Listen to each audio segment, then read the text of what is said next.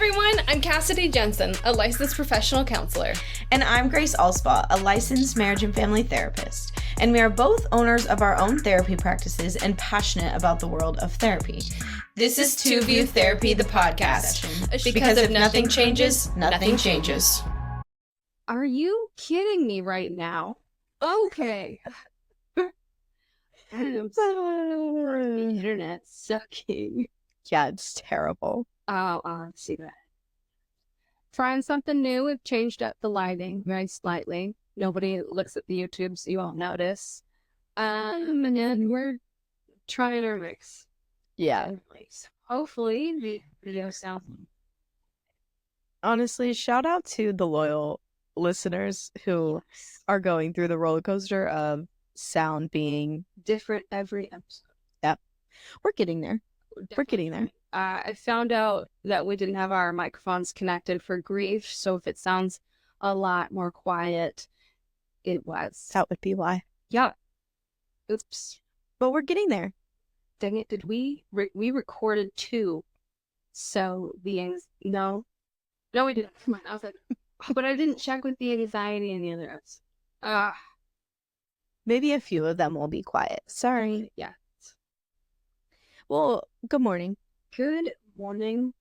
Happy Monday to those of you who are listening. We're not recording on a Monday, but happy Monday to you. I'm just confused.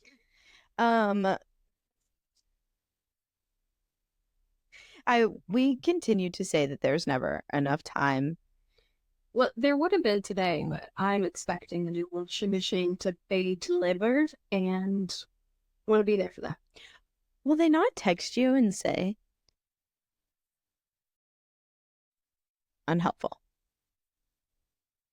November 11th today. So I don't know what that looks like. And I'm really nervous that they're going to just bang the shit out of my walls. Yeah. You should maybe prepare for that. It'll be all right. Well, today we're talking about why therapy. I think. Yeah. That's a great question. And I think somewhat why we chose therapy. To do therapy as therapists. A profession. Yeah. Yes, I think we both have our own personal spins. Yeah. Own. Yeah. 2 views. Yeah. It's just slowly.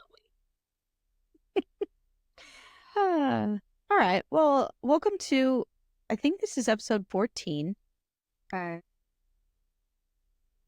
Which is so exciting. Episode 14. Where I think you're right. Okay. Yeah. 14, why therapy? I'm curious from your perspective why you chose therapy.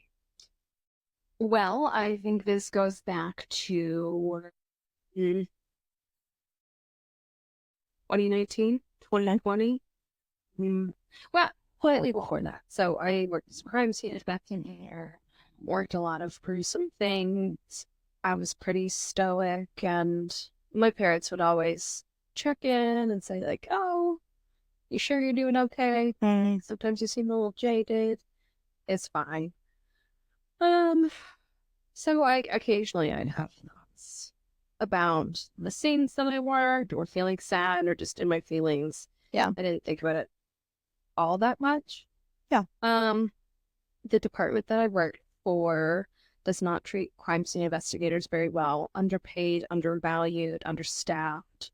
I could go on and on. I loved the work. I'd probably still be doing it. And I was paid what I was worth, and we had more say. Yeah. 11 for the whole city.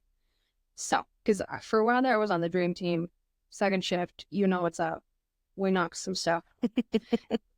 So I decided to transfer to become a police officer. Didn't really want to do it. I didn't ever want to be on the streets, but it was the natural progression. I got a pay raise, and the goal there was to work for EMCU, Exploited Missing Child Unit, as it you have to be on the streets for at least 3 years and then test to become detective, but that whole department's kind of going down the shitter. So everybody was testing to be on the department. This is also George Floyd, so a lot of things. There's a lot going on, yeah.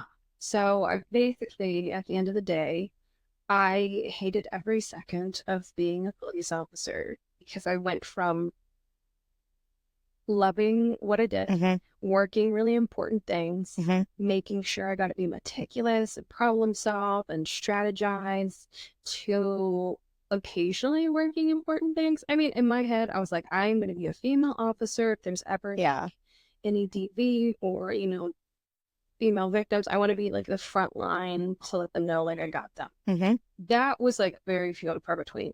It was mostly just people calling about some of the dumbest shit, and I hated it so much. So I started going to therapy so I could unpack all of that.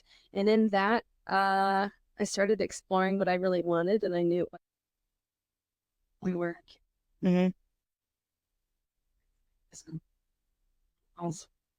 Shout out to Zach. Yeah, because I was early. We hadn't been together. And so I did. And then I continued to go to therapy, and with going to therapy, I started recognizing my feelings more. Oh, go back to when I was a police officer, not being in crime scene all the time. When I was going through the academy, I had just like flashbangs of different emotions hitting me, especially around some of the child cases that I worked. Yeah. And I was like, whoa. So that also kind of led me to therapy. Yeah.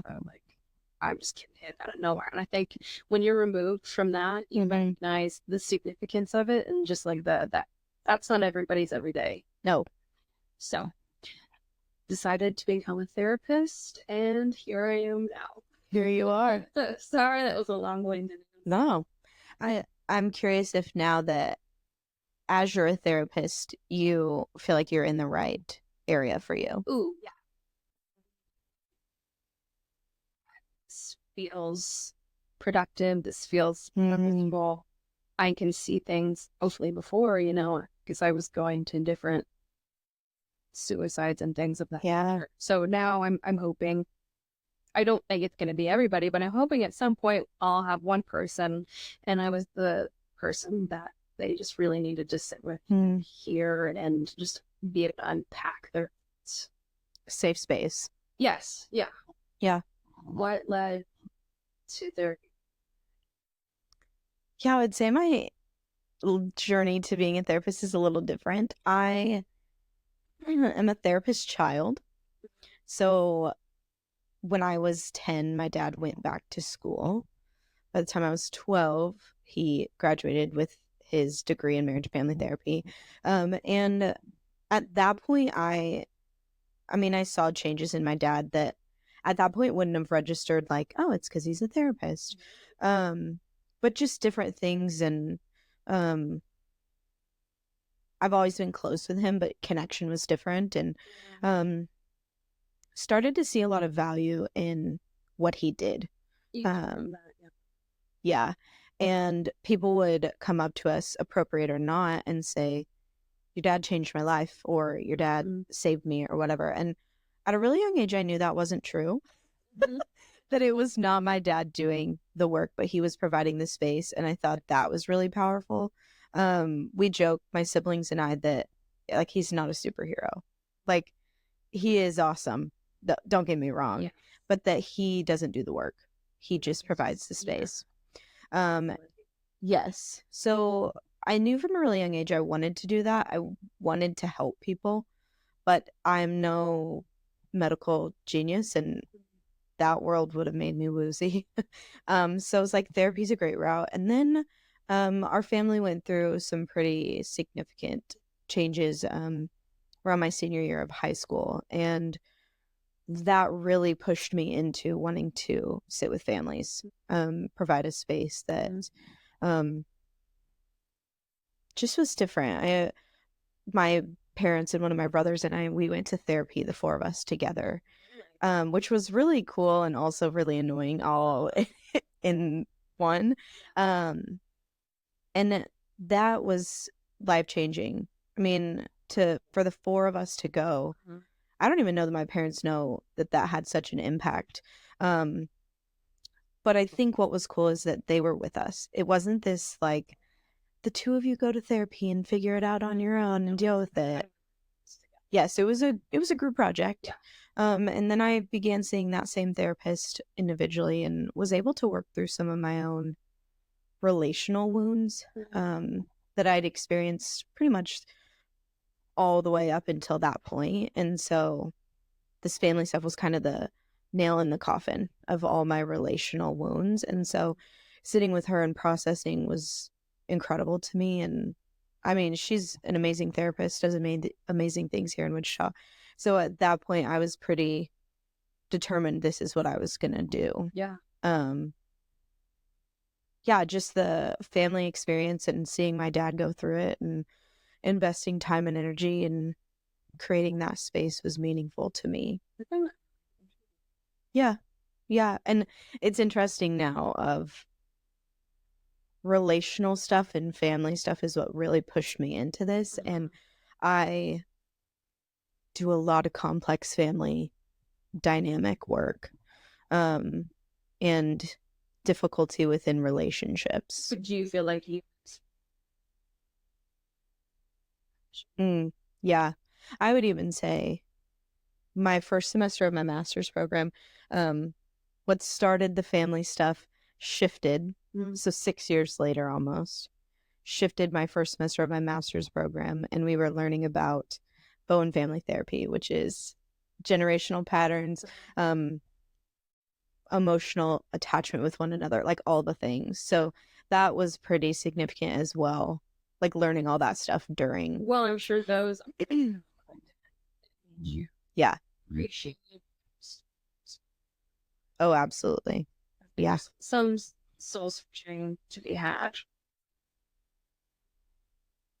Yes. I do. I joke with people. I paid 40 grand for my own intensive therapy for 2 years. Like, yeah. Good times. Very different for us. Very different. Yeah. On all platforms. Yeah. Yeah. That is one thing with becoming a therapist that I can really appreciate for my master's program was almost your first year is focused solely on you. Who are you? What's going to affect you in the therapy room? How are you going to manage this? Yeah. See, I thought about things. I think my real world experience was a lot different from other people's, so I already knew there was some here. So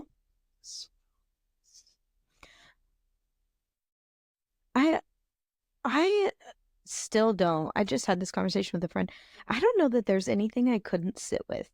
Like a people group, a specific event.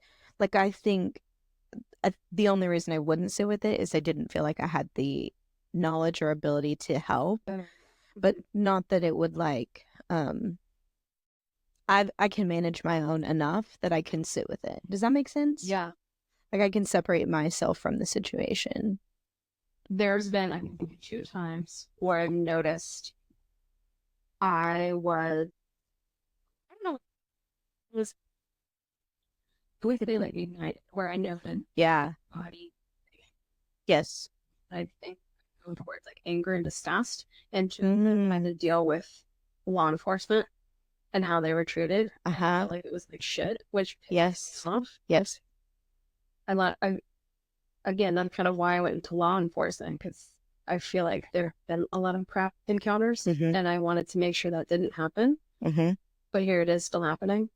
So I think that's what I'm noticing. That just sucks. Yeah. Here's a system for you that's supposed to be designed to keep you safe. I would think it's best you didn't use the word triggered in that, because it's this like need for justice. And I get ignited as well. There are a few things that can get me riled. Yeah. Yes. And I just am like, yeah. how dare they? Yeah. That's always how I felt. Yeah. But how dare they say something or make you feel worse Yep. as you're a victim of a potentially serious crime? Like, Yep. what the hell? Yep. I get very passionate about dismissing teenagers and young kids that, well, they're just a teenager. What do they know? And that ignites me because I'm like, they have their own experiences. They've been through whatever. You have no idea what's going on in their head. Like, just listen to them. Do you, as a teen? Not from my parents. Mm-hmm. Like, I felt like they really listened, which is part of having a therapist as a dad. Yeah. But I do think that there were moments with being a therapist kid. I'm also a preacher's kid. Yeah, double trouble. So I do think at times I was frustrated that there were certain expectations of me and my brothers as being the preacher's kid that were really frustrating. And still, as adults, I feel like there's still a level of that like, oh, you're Rick's kid. Well, yeah, but I'm also my own person. Like, yes. So I do think as a teen, I had some frustrations with people listening to me of I'm frustrated. Or I think I really want justice. I have like a really big passion for justice, which is our world doesn't have justice a lot of the time. This is not. Yes. So there is probably a level of that. And I think that's part of what my training was in my master's of what is going to ignite you. Like, what are your experiences that will get you fired up in the therapy room? Can you separate those? And what I will say is I can separate them during session. Like, in that moment, I can say, this isn't my experience, this isn't me, whatever. And then after, I can be pissed that their experience isn't going well. Yeah. Yeah. Yeah, I think I have that too. I just know some days, depending on what it is. And for a fact, a few times I've gone home and just off.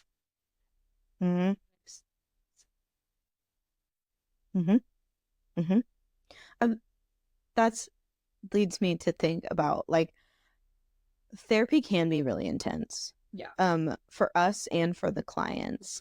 And we should manage our own in session, right? Like, you should never be comforting your therapist. Just want to clarify that. And if you feel like your therapist has been ignited, maybe it's time to say something to them and find a new therapist. Anyways. Yeah, no. They can be passionate with you, like join you in frustration or say, man, that sucks, but never should they be fully ignited or triggered. But I also think that's important to say therapy's not always easy, and so leaving here can be hard. Like going home and be after therapy, man, today sucked and I'm just exhausted. Yeah, I always tell that to people. Like, especially when it comes to doing some EMDR work. I would tell clients you might continue to pay to leave.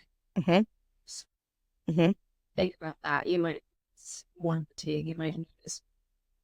You might notice some dreams. Yeah. I tell clients, depending on, like, I'm always registering time. Okay, they're going into a really intense place. How much time do we have? Because I don't want to leave them unzipped. And I use that verbiage. Yes. And even I will say to people, okay, I don't want to leave you unzipped. Like, can we get you zipped back up before you leave?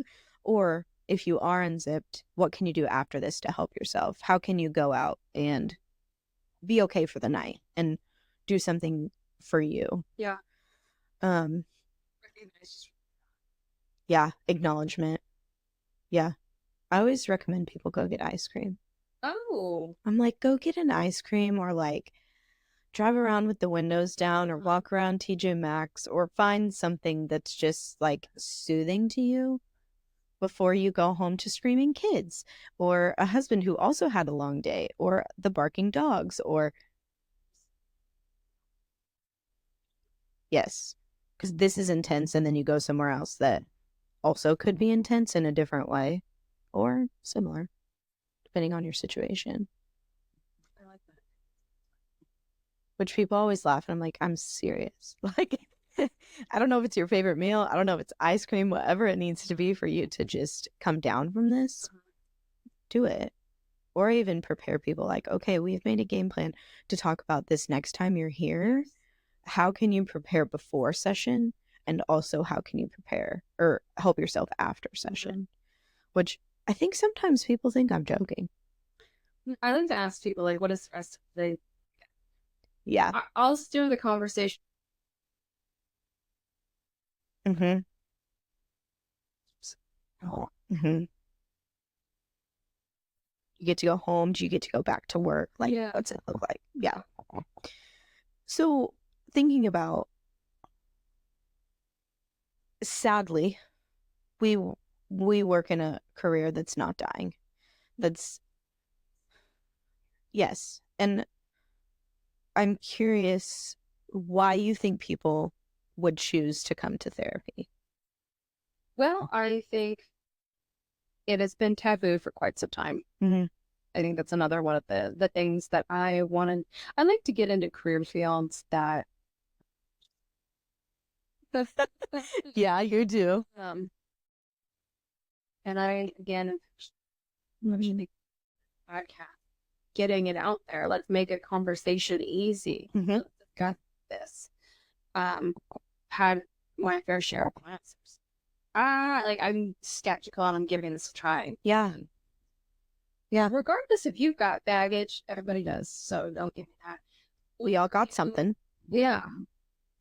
Things are going well. I think everybody can use check-ins with a therapist, whether you want to be heard, feel seen. You don't have somebody to share exciting news with. Mm-hmm. Like, I am here to be a supporter and a cheerleader, or, you know, really give you that safe space. Mm-hmm. Anybody and everybody should be in there thinking of, you know, your family systems. Mm-hmm. Maybe it wasn't your fault or it's out of your hands, but it's been in the family and somebody's got to tackle it, unfortunately.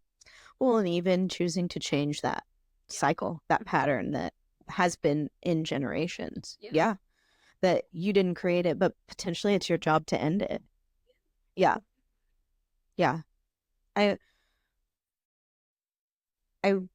think more so now people are open to therapy, but I do think there's still this level of therapy is for crazy people. And I want you to know I don't have a single crazy person who comes in my office.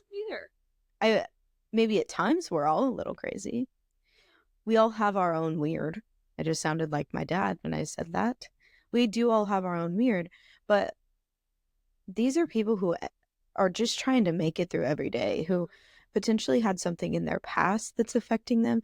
Maybe it's something current. Maybe it's a worry for the future. There's no range to it. Like, it's ever changing. It can be anybody. I have a client specifically that I can think of now. I see once a month that they come in, and it's not necessarily that they have something massive going on, but life is just constantly changing for them. And so trying to have a space where they can say, this was really difficult, or I'm enjoying this, and I can celebrate with them the victories. I can sit in the sorrow with them if there's something hard going on, and they know if they ever needed an extra appointment, they wanted to come twice a month or something, that option is there. But when they came to me, they said, I just need maintenance. Okay, let's do that. Yeah, it's not constant. We've even skipped a month here or there, so it's not this overwhelming pressure of I need to be in there, right? But they can acknowledge that they need something, whatever that is. Even in all of our relationships, there's still this level of, am I going to have some judgment? Or are they going to fully understand? And maybe they will, maybe they won't. But as you break it down with your therapist, you could potentially learn new communication tools or how to really articulate yourself to then.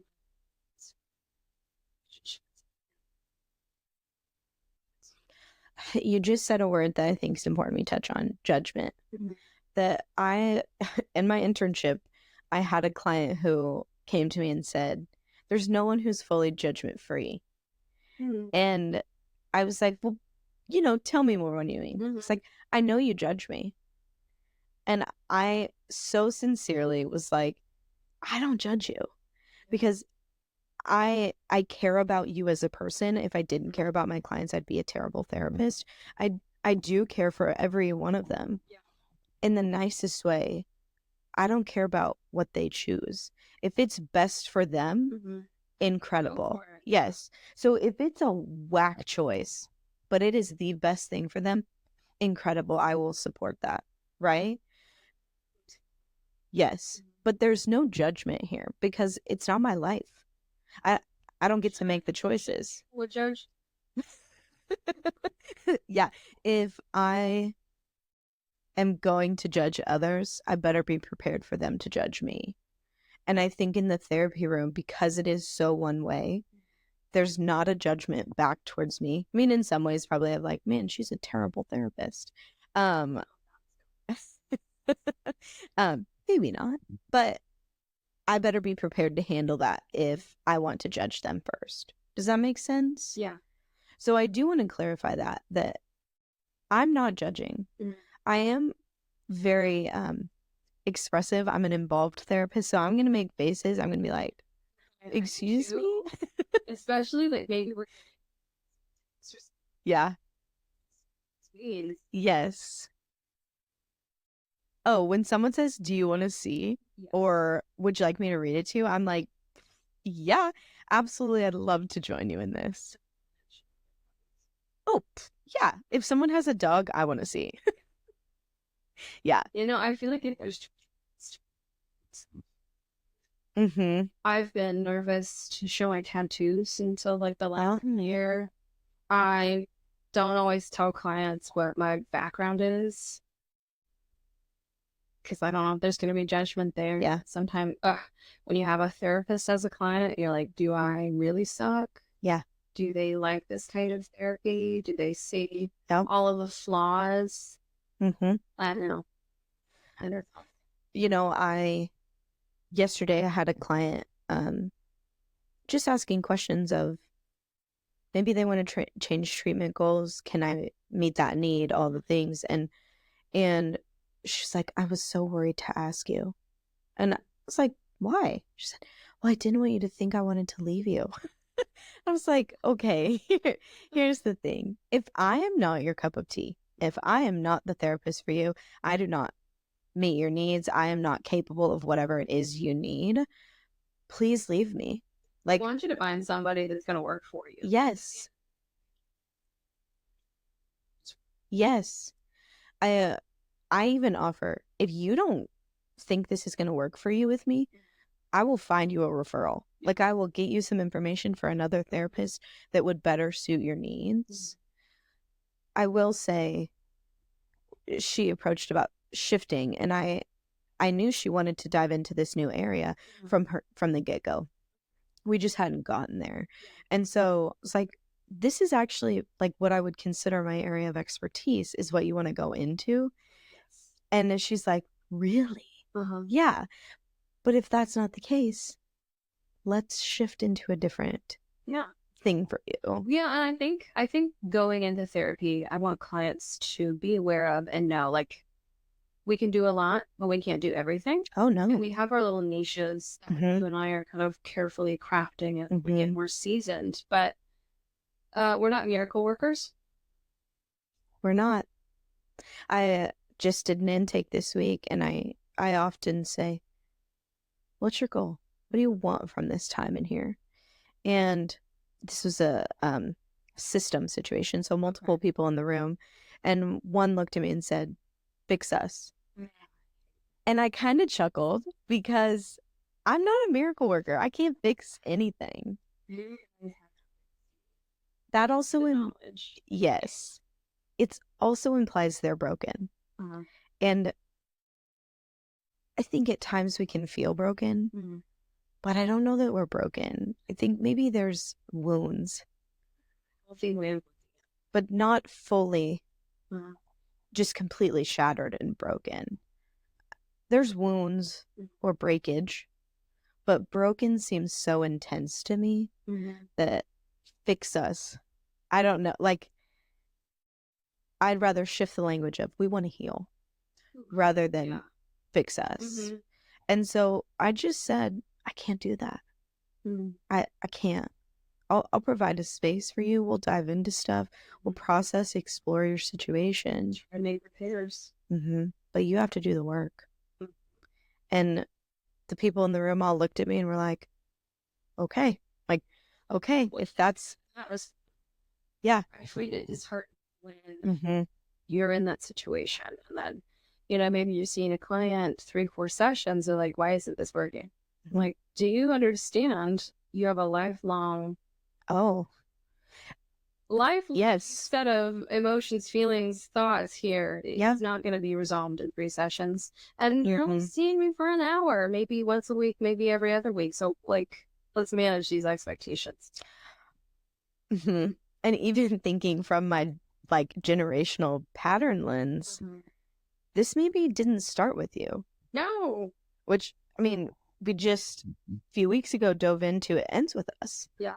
And so when you think about that, there are patterns there that have continued through generations. And so maybe someone's coming to therapy and wanting to fix what's happening to them right then, but it all has an impact. There's a system at play. Does that make sense? Yeah. I think I use their numbers. I don't. Yeah. I like the individual. I am more solution focused. Yeah. Like, what brings you here? How can we work on the now? But the past plays a role. Like, we're dabble with the past, but I like to start inward and then kind of work my way backwards, if you will. Yeah. So I kind of explore that differently. I am not solution focused. I can be. I have the skills to be. But I find that the solution focused I integrate into the big picture. So a lot of who I have in my office right now has past experiences that are affecting them now. And a lot of what I have right now, I don't know how this works. It's like the therapy room goes in themes of like waves of certain things that I deal with. Yeah. Yeah. No, it happens. It's weird. And I find a lot, I have people who are exploring their narrative. What makes them, what's the story, the stories that have created their lives. And so with that, I do a lot of, not necessarily backtracking, but in a sense, if I'm putting it in basic terms, like a timeline exploration. Yes. My EMDR. Yes. Okay. Yeah. Especially in an intake. I'm like, okay, let's explore that one. Yes. I don't know. The amount of clients that are baffled when I say, like, oh, do you think that event has affected this one? Or in your future sense? Yep. They're like, oh, I didn't think about that. I am very much like, let's connect the dots, and these things have to be related. Yep. I like to call it my mystery problems. Yeah.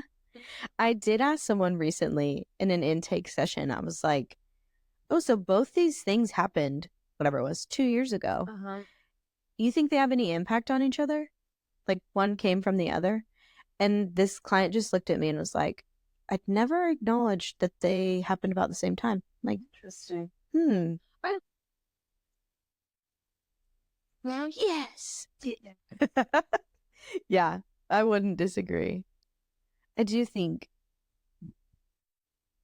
as therapists, we sit with people, we get to see the victories. We had all staff meeting yesterday here at work, and started with victories in the therapy room. Appreciate your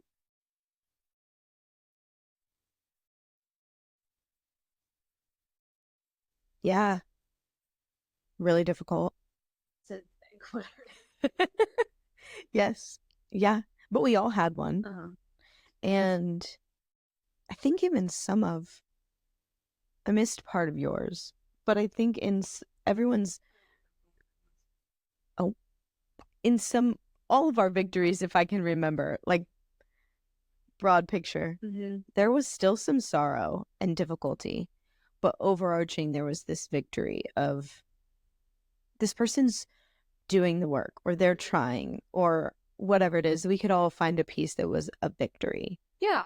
Well, and I don't know about your program. Mine, I remember distinctly kind of discussing, like, you're not going to see progress right off the bat, and you're not going to. So I can see how therapists would, get burnt out because they're not seeing change. And I always took it on like a very minute level of if they're implementing coping skills, if they've set a boundary. So I always feel, for the most part, like there's small wins in every session. I don't know that I remember that kind of stuff being discussed in my program. I do remember people making it clear that the therapy journey is individual to everyone. So it could take one session for someone, and someone else in the same situation or similar could take 20. That there was no perfect number of sessions or perfect setup or anything. That one could do it, 5 could do it, 10, 20. Like it just, and then there's some people who are in therapy for 10 years, like it just, yep, just individual to each person. So I don't know about the victories, but the closure of therapy was more talked about of it's individual to everyone. So like if it worked for them, incredible. But I do like that you should find the small victories. Well, I feel like there's been a few times, I think, I've come to sessions winner. Mostly it's EMG. It's just my that dang EMDR against me every time. And nobody else here can understand it because you don't do it. I am moving in that direction. Well, if you ever complete it, maybe we can get that. Oh, heck yeah. That would be awesome. I will say that my dad and I talk a lot about therapy, probably annoyingly so. And in most of our conversations, at some point, we discuss something positive. Like we have to find something. And even there are clients that I really struggle with that like feel like no movement is happening, or I don't know what I'm doing, or they're stuck, and so that stalls therapy and like all the things.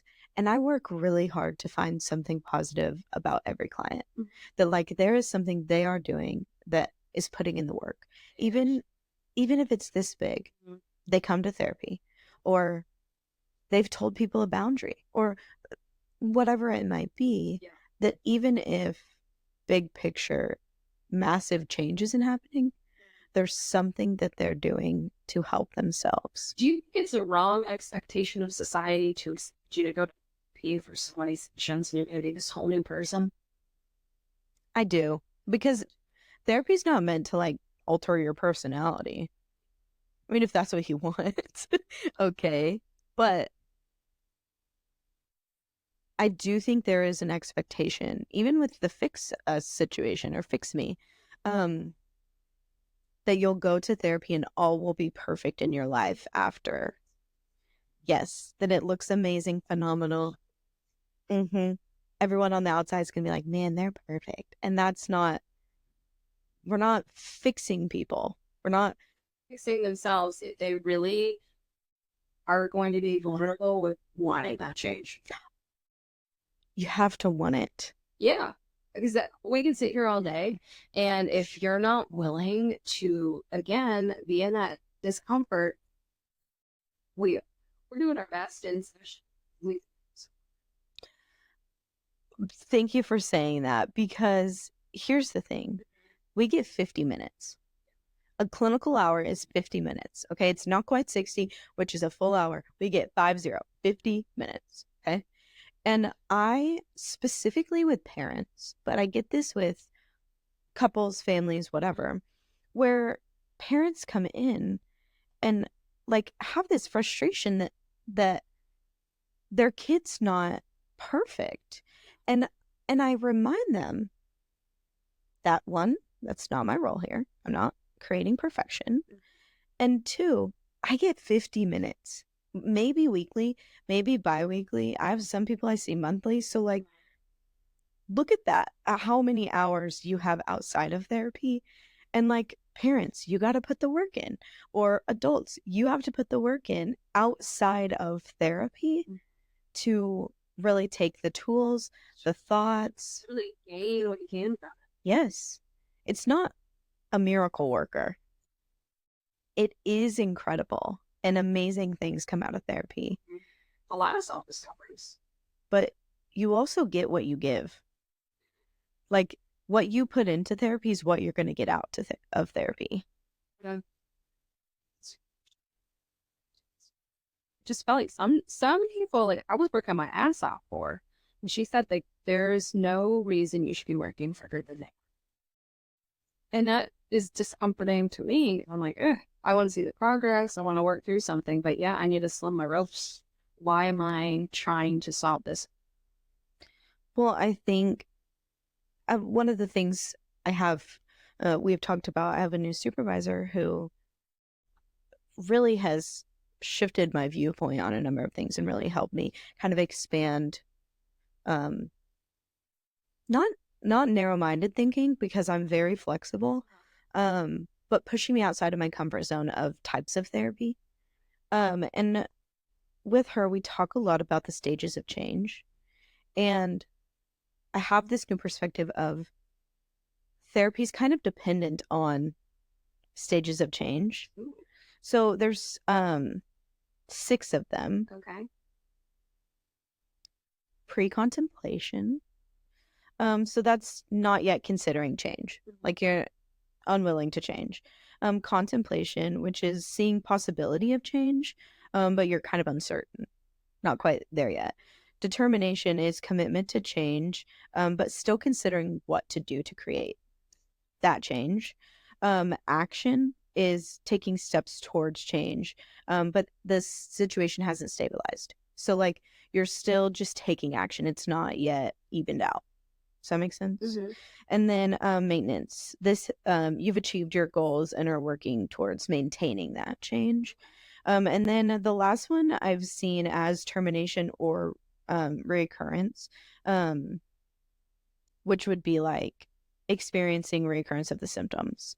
So like that could be a stage of change for you as well, where you circle back to pre-contemplation, or Okay. like you're not maintaining the change anymore. Does that make sense? Yes.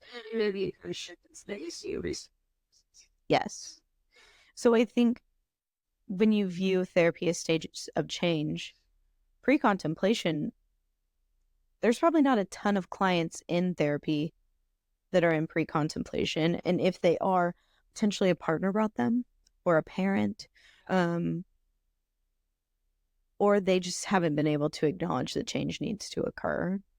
But I see a lot of clients in contemplation, that there's this desire, maybe they think change can happen, but they're not taking any action yet. Mm-hmm. And sadly, I think people get stuck there, but expect therapy to fix everything. Does that make sense?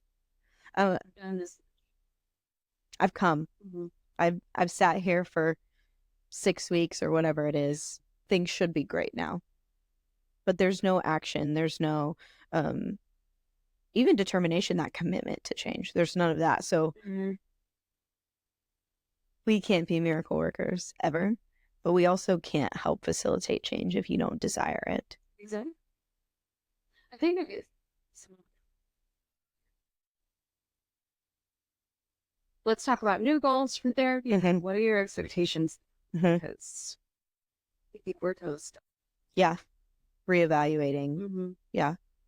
I think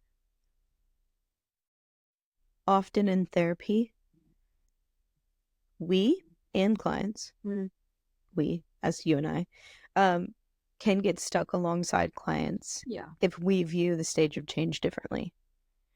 Like if we think they're in determination, so they're taking action or whatever it is,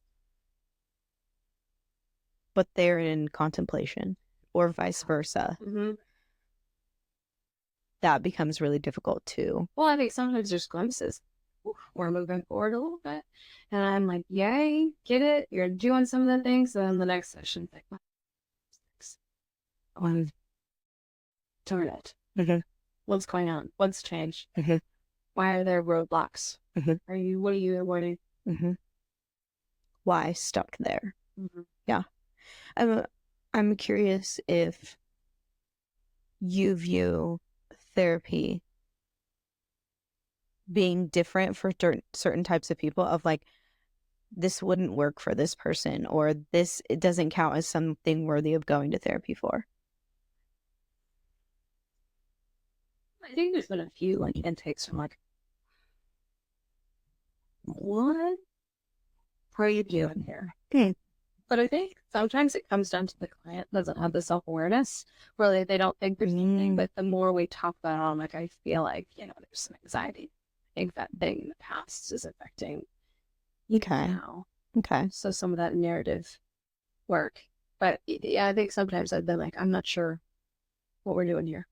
But maybe it's just, spending a couple sessions addressing some of the things. Maybe they realize.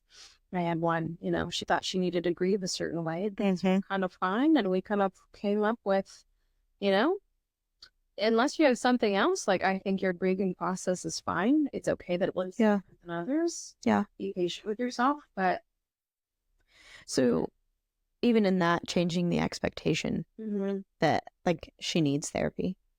She did for a time to process that, but not a life thing for her, which I think can be different for each client. Yeah.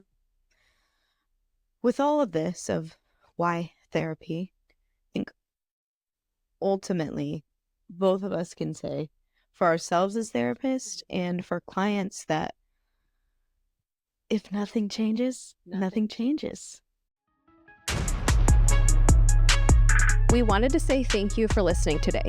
You can find our Instagram at 2View Therapy and view our merchandise through our Etsy shop at 2View Therapy. Please rate, review, and subscribe to Apple Podcasts, Spotify, or anywhere you get your podcasts. If you are in a mental health crisis, contact your local crisis center, or you can call and text 988.